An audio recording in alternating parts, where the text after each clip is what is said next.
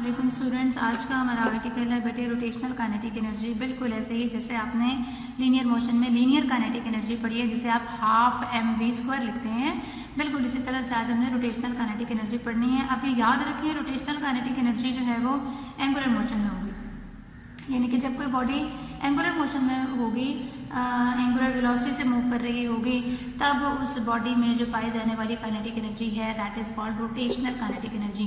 तो हम इसकी डेफिनेशन पर चलते हैं। The energy of an object due to its rotation is called rotational kinetic energy, यानी कि किसी भी बॉडी की रोटेशन की वजह से जो उसमें एनर्जी पाई जाती है हम उसको रोटेशनल काइनेटिक एनर्जी कहते हैं। फॉर्मूला अब इसका बना लेते हैं। ये है जी kinetic energy is equal to half mv²। ये आपकी है लीनियर काइनेटिक एनर्जी, या इसको आप ट्रांसलेशनल काइनेटिक एनर्जी भी कह सकते हैं, जो कि लीनियर में है। अब लीनियर वेलोसिटी का और एंगुलर वेलोसिटी का रिलेशन आप लोगों को पता है, 5th चैप्टर में आप पढ़ चुके हैं, v = r⍵। अब चूंकि यहाँ वेलोसिटी का स्क्वायर है तो इसका स्क्वायर लेकर पुट करेंगे हाफ mr²ω²। अब हम ये जानते हैं mr² की ज़रब जो है ये तो होता है मोमेंट ऑफ इनर्शिया, तो हम इसको लिख देंगे rotational kinetic energy is equal to half I⍵², जबकि I mr² है। और ये आपके पास रोटेशनल काइनेटिक एनर्जी का फॉर्मूला आता है फॉर अ सिंगल पार्टिकल। अगर आपने रिजिड बॉडी के लिए देखना हो तो रिजिड बॉडी के लिए फिर हम क्या करेंगे, रिजिड बॉडी के हर एक मास की अलग से काइनेटिक एनर्जी निकालेंगे और फिर सबको सम अप कर देंगे। तो ये है जी रिजिड बॉडी का पहले मास की रोटेशनल काइनेटिक एनर्जी। फॉर्मूला बन जाएगा हाफ m1r1²ω1²। ये मैंने फॉर्मूला ये वाला लिया है, ठीक है, m1r1² ω1²। सिमिलरली रिजिड बॉडी का जो सेकेंड मास होगा उसकी काइनेटिक एनर्जी है हाफ m2r2² ω2²। सो ऑन चलते चलते हम nth एलिमेंट पर पहुंचेंगे तो nth जो मास है उसकी काइनेटिक एनर्जी आ जाएगी हाफ mn/r(n)² ω(n)²। तो टोटल रिजिड बॉडी की kinetic energy will be the sum of all these kinetic energies. अब मैंने इनमें बारी बारी वैल्यूज डाली हैं, हाफ को कॉमन निकाल लिया है। अब चूंकि आप जानते हैं, आप मोमेंट ऑफ इनर्शिया और एंगुलर मोमेंटम पढ़ कर आ रहे हैं, हमने ये कहा था कि रिजिड बॉडी की एंगुलर वेलोसिटी, एंगुलर जो एक्सेलरेशन है हर एक पार्टिकल का वो सेम होता है, इसलिए हमें ω1 ω2 ω(n) लिखने की ज़रूरत नहीं है, हम सिर्फ ओमेगा पुट कर देंगे। अब इसमें से हाफ भी कॉमन है, ओमेगा का स्क्वायर भी कॉमन है, बेटे अंदर बच जाएगा m1r1² m2r2² mn/r(n)², ठीक है। इन सब को अगर हम देखें तो ये पहले पार्टिकल का मोमेंट ऑफ इनर्शिया, ये दूसरे का और ये nth का, सो ऑन हम इसको कह सकते हैं rotational kinetic energy is equal to half ω², summation I is equal to 1 to I is equal to n mI/r², ठीक है। I क्या है, डमी वेरिएबल है और यहाँ पर ये शो कर रहा है नंबर ऑफ मैसेस को, ये नंबर ऑफ पार्टिकल्स को। तो काइनेटिक एनर्जी रोटेशनल का फॉर्मूला आ जाएगा हाफ I⍵²। सिर्फ फर्क कहाँ पर है, I की वैल्यू में। ये है रिजिड बॉडी का मोमेंट ऑफ इनर्शिया जो कि सम हो रहा है, और ये है सिंगल पार्टिकल का मोमेंट ऑफ इनर्शिया। बाकी फॉर्मूला दोनों में सेम है, हाफ I⍵² हाफ I⍵², ठीक है। अब हमने बेटे एक एग्जांपल ले लेनी है और उसको ज़रा चेक करना है। हमारे पास एक हिल है और इस हिल के टॉप पर हमारे पास दो चीज़ें हैं, एक है हमारे पास डिस्क और एक है हमारे पास हुक। इस हुक को रिंग भी कहते हैं, ठीक है। इन दोनों को सेम हाइट से सेम टाइम पर हम क्या करते हैं, दोनों को फेंक देते हैं। जब हम इन दोनों को रिलीज करेंगे तो हमें ये चेक करना है कि इस बॉटम पर सबसे पहले कौन आएगा, यानी कि जिसकी वेलोसिटी ज़्यादा होगी ऑफ कोर्स वो पहले आएगा। तो we have to find the velocity of disc and hoop, then we will check कि किसकी वेलोसिटी ज़्यादा है और किसकी वेलोसिटी कम है। अब इसको स्टार्ट करने के लिए याद रखें, जब ये दोनों बॉडी, जब ये दोनों जो चीज़ें हैं ये जब टॉप पर होंगी तो टॉप पर इनके पास होगी पोटेंशियल एनर्जी, काइनेटिक एनर्जी दोनों की 0 होगी।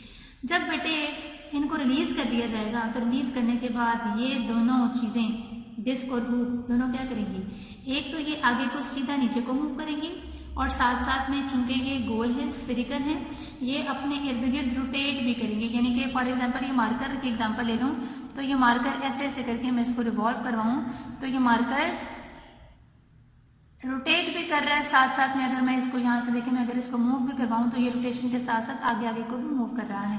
तो कहने का मतलब ये है कि इस टाइम पर इसकी जो मोशन है वो दो तरह की है, एक है ट्रांसलेशनल मोशन क्योंकि ये मार्कर सीधा आ रहा है, और एक है इसके अंदर रोटेशनल मोशन क्योंकि ये अपने एक्सिस के इर्द गिर्द रोटेट भी कर आगे को मूव कर रहा है।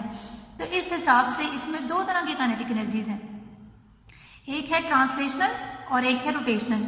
तो मैं law of conservation of energy को लगा सकती हूँ loss in potential energy is equal to gain in kinetic energy. मगर अब चूंकि काइनेटिक एनर्जी दो हिस्सों में तकसीम हो गई है तो मैं लगाऊंगी लॉस इन पोटेंशियल एनर्जी जो कि mgh है is equal to gain in translational kinetic energy plus gain in rotational kinetic energy. तो काइनेटिक एनर्जी का जो गेन है ट्रांसलेशनल के लिए वो है हाफ mv का स्क्वायर और रोटेशनल एनर्जी का फॉर्मूला है हाफ i ओमेगा का स्क्वायर। तो ये मेरे पास रिलेशन बन जाएगा mgh is equal to half mv का square plus half i omega का स्क्वायर। ये जी वो जनरल रिलेशन है जो मैंने डिस्क के लिए भी अप्लाई करना है और मैंने हुप के लिए भी अप्लाई करना है। तो सबसे पहले हम लोग कैलकुलेट कर लेते हैं फॉर डिस्क।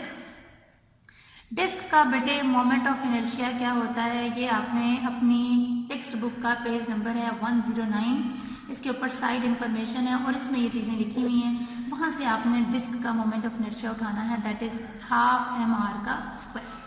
तो ये फॉर्मूला बन जाएगा mgh is equal to half mv का स्क्वायर प्लस हाफ i की जगह लिख दूंगी id ओमेगा स्क्वायर। id का मतलब डिस्क का मोमेंट ऑफ इनर्शिया।